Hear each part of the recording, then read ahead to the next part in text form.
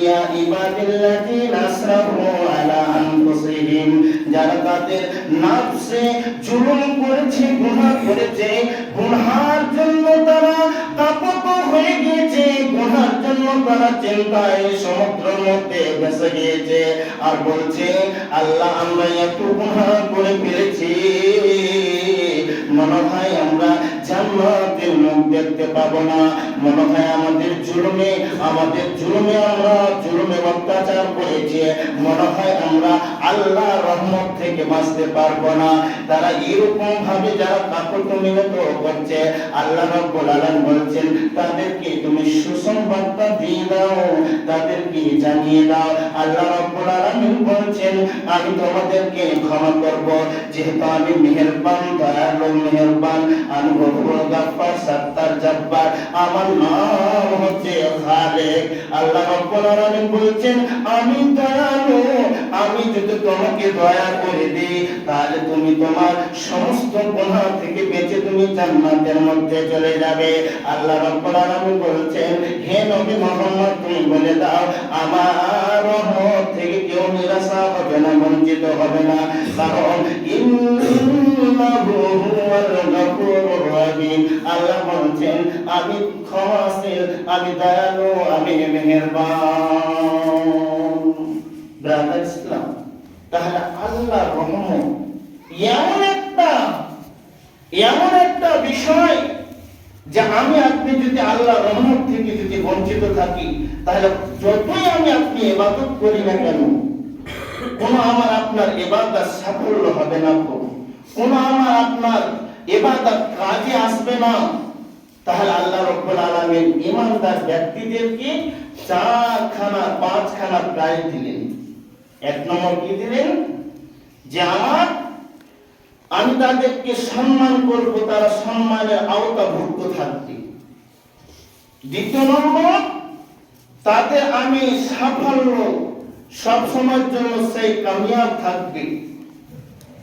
তৃতীয় নম্বর, আমার রহমত থেকে সে কোনোদিন বঞ্চিত হবে না। চতুর্থ নম্বর, আল্লাহ বলছেন আমি তাদের প্রতি রাজি থাকব। পঞ্চম নম্বর, আল্লাহ বলছেন জান্নাতুন নাঈম মুকিম, আমি এমন একটা জান্নাত দেব সে জান্নাতের মধ্যে খালিদিনা ফিহা আবাদা, সে চিরস্থায়ী হামেশা তা কি করবে সেখানে বসবাস করবে। ব্রাদার ইসলাম, সময় শেষ। তাহলে আমাদের কি এমন একটা কাজ করতে হবে যে আল্লাহ কাজগুলো দিয়েছে, গত শুক্রবারে বলেছি সেই কাজগুলো আমাদেরকে করতে হবে। একজন দার্শনিক কি বলেছিলেন যে নামাজি বেনামাজি দেখে যদি চোখের পানি না আসে তাহলে তার নামাজ কবুল হবে না। দ্বিতীয় নম্বর দার্শনিক কি বলেছেন যে একটা লোক বেলাইনে বেপথে রয়েছে, তাকে আপনি দেখে যদি, কারণ সেই লোকটা আপনার মদ্যপান করেছে, ব্যভিচারে লিপ্ত আছে, আপনার সুদে লিপ্ত আছে, মিথ্যা কথা বলছে, সেখান থেকে যদি একটা নামাজি তাকে টেনে যদি মসজিদে না নিয়ে আসে তাহলে বিশ্ব নবীজি বলছেন এবং দার্শনিক বলছেন যে সেই লোকটি আল্লাহর যে বিশ্ব নবীজি উম্মতি টাইটেল দিয়েছে সেই উম্মতি টাইটেল থেকে তার নামটা নথিভুক্ত নয়, তার নামটা কেটে রয়েছে। ব্রাদার ইসলাম, তাহলে নবীজি যেটা কাজ করেছেন সেটা আমাদেরকে কাজ দিয়েছে, এই জন্য আমাদেরকে উম্মতি টাইটেলটা দিয়েছে। কারণ নবীর কাজ ছিল ইসলাম প্রচার করে দেওয়া, নবীর কাজ ছিল মানুষের দরজায় দরজায় ইসলামের দাওয়াত পৌঁছে দেওয়া।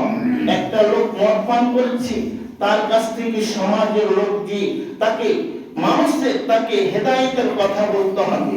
একটা লোক নামাজ পড়ছে না, তার কানে কি আপনার আমার ইসলাম যে ঈমান স্পিরিট, সেই ঈমানের স্পিরিটটা তার কানে কি পৌঁছে দেওয়া।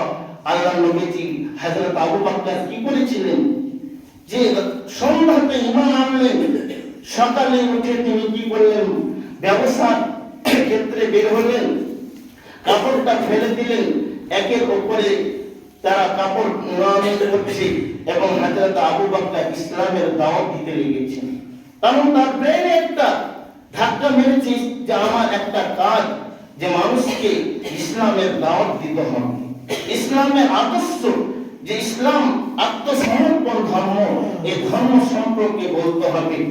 বিশ্ব নবীজি হযরত আবু বকর সন্ধ্যার সময় যখন বাড়ি ফিরে আসলেন, বিশ্ব নবীজির কাছে বললেন যে আমার কাছে 70-80 দিরহাম রয়েছে, দিনার রয়েছে, এটা এই দুনিয়ার জন্য, কিন্তু আমি আখিরাতের জন্য 10 জন সাহাবাকে আমি কি করেছি, ইসলামের কালেমায়ে শাহাদাত পাঠ করেছি। ব্রাদার ইসলাম, ওইরকম ভাবে আমাদেরকে ঈমানটা রাখতে হবে, ওইরকম ভাবে ঈমানটা আমাদের মজবুত করতে হবে, মজবুত রাখতে হবে। তাহলে আমি আপনি পরকাল আমার আপনার সাফল্য মণ্ডিত হবে, পরকাল আমার আপনার জন্য আপনার জান্নাতের বাগিচা হবে, জান্নাতের মেহমান হবে। নচিত আমরা যদি ইসলামের একটা বিষয়কে যদি আমরা এড়িয়ে চলি, আমরা যদি আঙ্গুল দেখাই, তাহলে আমার আপনার জন্য জাহান্নামটা সহজ হয়ে যাবে, জান্নাতটা কঠিন হয়ে যাবে। পরশেষে আল্লাহর কাছে দোয়া করি, আল্লাহ তুমি আমাদের ঈমানকে বাড়িয়ে দাও।